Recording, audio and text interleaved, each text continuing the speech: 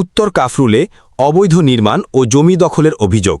আওয়ামী লীগ সরকারের সময় রাজনৈতিক প্রভাব খাটিয়ে প্লট সংক্রান্ত রাজ্জাকের আতঙ্কে এলাকাবাসী। বিস্তারিত সবুজ বিপ্লবের প্রতিবেদনে। বিল্ডিং না, এটা আর দেখানো হয়েছে। এই অবস্থা এখন কমপ্লেন দিলে কি কেউ বাইক ঠিক করে দিন, ঠিক করতে করতে এখন নিজেকে মধ্যে ঝগড়া শুরু হয়। আশেপাশে মানুষ তো বিরক্ত। রাজধানীর উত্তর কাফরুল এলাকার এজারসিয়া গলি বাড়ি নং 512-এ একটি বহুতল ভবন নির্মাণকে কেন্দ্র করে অবৈধ নির্মাণ, জমি দখল, নিরাপত্তা বিধি লঙ্ঘন এবং স্থানীয়দের ভয়ভীতি প্রদর্শনের অভিযোগ উঠেছে। স্থানীয় পর্যায়ে যারা নেতাকর্মী আছে তাদেরকে, এর ভিতরে আপনার বেশ কয়েকজন আছে আওয়ামী লীগ ফ্যাসিবাদের দোষর। কামাল আহমেদ মজুমদার যে ছিল স্বৈরাচার। এলাকাবাসীর দাবি, দীর্ঘ 1.5 বছর ধরে বিভিন্ন সংস্থার নোটিশ ও স্থানীয়দের আপত্তি সত্ত্বেও নির্মাণ কাজ অব্যাহত রয়েছে। স্থানীয় বাসিন্দাদের অভিযোগ, রাজ্জাক নামে এক ব্যক্তি, যাকে তারা স্থানীয়ভাবে একজন প্রভাবশালী রাজনৈতিক ব্যক্তির ঘনিষ্ঠ বলে দাবি করছেন, রাজধানী উন্নয়ন কর্তৃপক্ষ রাজুকের প্রয়োজনীয় অনুমোদন ও বিধিমালা অনুসরণ না করেই 3.25 কাঠা জমির ওপর ফাউন্ডেশন ভবন 10 তলা পর্যন্ত নির্মাণ করছেন। এলাকাবাসীর দাবি, আওয়ামী লীগ সরকারের সময় রাজনৈতিক প্রভাব খাটিয়ে প্লট সংক্রান্ত বিভিন্ন সুবিধা নেওয়া হয়েছিল বলেও অভিযোগ রয়েছে। তবে এ বিষয়ে স্বাধীনভাবে কোনো সরকারি নথি যাচাই করা সম্ভব হয়নি। তারা রাজুকের থেকে 2 নম্বরই করে 10 তলা ফাউন্ডেশন নিছে। এই যে দেখেন, এই যে রাজুকের এই যে এটা ভাঙিয়ে দিয়ে গেছে কিছুদিন আগে। অভিযোগ রয়েছে, রাজুকের জোন 3 মহাখালী কার্যালয় থেকে নির্মাণ কাজ বন্ধ দিয়ে একটি কারণ দর্শানোর নোটিশ জারি করা হয়। নোটিশে উল্লেখ করা হয়, ঢাকা মহানগর ইমারত নির্মাণ বিধিমালা 2008 অনুযায়ী নির্মাণ কাজ শুরুর অন্তত 15 দিন আগে নির্ধারিত ফর্মের মাধ্যমে কর্তৃপক্ষকে অবহিত করা হয়নি এবং ভবনের তত্ত্বাবধায়ক প্রকৌশলীর সাইনবোর্ডও প্রদর্শন করা হয়নি।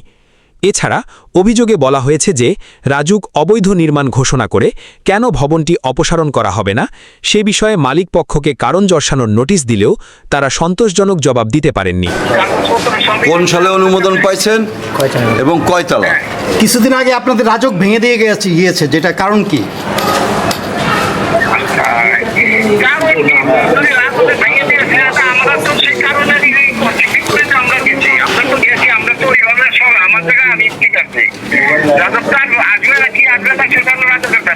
রাজুকের অনুমোদন যদি সঠিক থাকে তাহলে তো ভাঙ্গার কোনো প্রশ্নই আসে না, তো কেন ভাঙলো বলেন তো?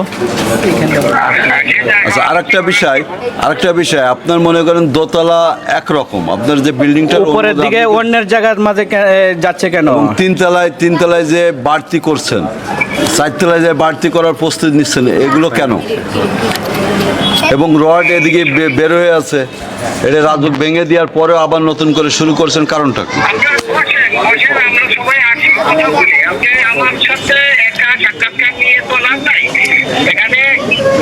ভাই, এটা সাক্ষাৎকারের প্রশ্ন না, আপনাকে ফোন দেওয়া হচ্ছে, আপনি সঠিক উত্তর দেন। কারণ আপনার বাদী বিবাদী উভয় পক্ষের বক্তব্য নিতে হয়। নিউজ করতে হলে বাদী বিবাদী উভয় পক্ষের বক্তব্য নিতে হয়। যেহেতু অন্য লোক কেউ ফোন ধরে নাই, যেহেতু আপনি ধরছেন, আপনার সপক্ষে যুক্তি কি এইগুলো আপনি বলেন।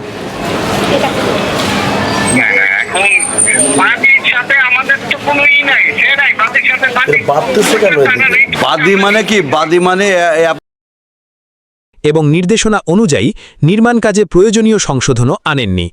স্থানীয়দের আরও অভিযোগ, নির্মাণস্থলে পর্যাপ্ত নিরাপত্তা ব্যবস্থা না থাকায় ভবনের ওপর থেকে ইট পড়ে পাশের একটি বাড়ির এক নারী বাসিন্দার চোখে আঘাত লাগে। নিরাপত্তামূলক ব্যবস্থা নিশ্চিত না করে নির্মাণ কাজ অব্যাহত রাখার কারণে পাশের বাড়ির দেয়াল ধসে পড়েছে। পাশাপাশি ভবনের চারপাশে অন্যের জমির অংশ দখল করে রাখা হয়েছে বলেও অভিযোগ করেন তারা। বাসিন্দাদের ভাষ্য, বিষয়টি নিয়ে একাধিকবার এলাকার মুরব্বি ও গণ্যমান্য ব্যক্তিরা সমাধানের উদ্যোগ নিলেও কোনো ইতিবাচক ফল পাওয়া যায়নি, বরং প্রতিবাদ করলে বিভিন্ন ভয়ভীতি ও প্রাণনাশের হুমকি দেওয়া হয় বলে অভিযোগ করেন তারা। এলাকাবাসীর অভিযোগ, অভিযুক্ত ব্যক্তি নিজেকে আওয়ামী ফ্যাসিবাদের রাজ্জাক প্রভাবশালী হিসেবে পরিচয় দিয়ে কারো কথা আমলে নেন না এবং সামাজিক বা প্রশাসনিক উদ্যোগকেও গুরুত্ব দিচ্ছেন না। তবে এসব অভিযোগের বিষয়ে অভিযুক্ত রাজ্জাকের বক্তব্য পাওয়া যায়নি। তার বক্তব্য পাওয়া গেলে তা প্রকাশ করা হবে।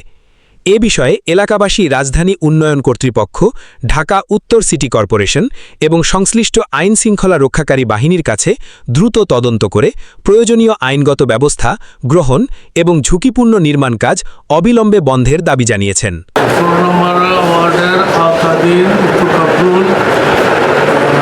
মসজিদের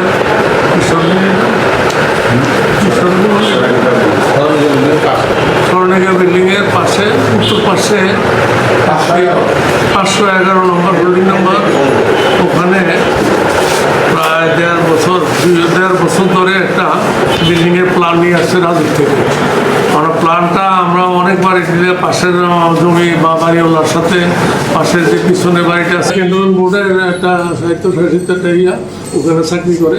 ওই হিসাবে নিম্ন ক্যাটাগরিতে মানে ক্লারিক্যাল জুনিয়র ক্লারিক্যাল এই টাইপের চাকরি টাকরি করে, তো ওই হিসাবে তারা প্রতাপ খাটায় আর মিডিয়া খাটাইয়া এই কাজ করার চেষ্টা করতেছে। নিজের দাপট দেখাচ্ছেন বেশি করে। আপনাদের